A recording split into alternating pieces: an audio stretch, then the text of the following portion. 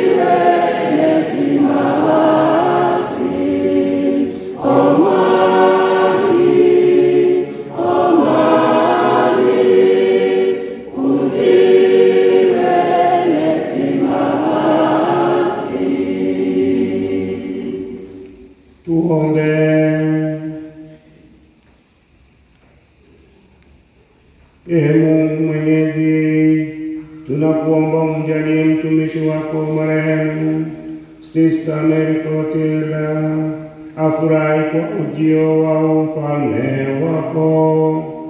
Yeye alifuata njia ya matendo kamili kwa ajili ya kumpenda Kristo. Umjalie aifurahie heri ya milele ya ufalme wako pamoja na ndugu zake, kwa njia ya Bwana wetu Yesu Kristo mwanao, anayeishi na kutawala nawe katika umoja wa Roho Mtakatifu, Mungu daima na milele.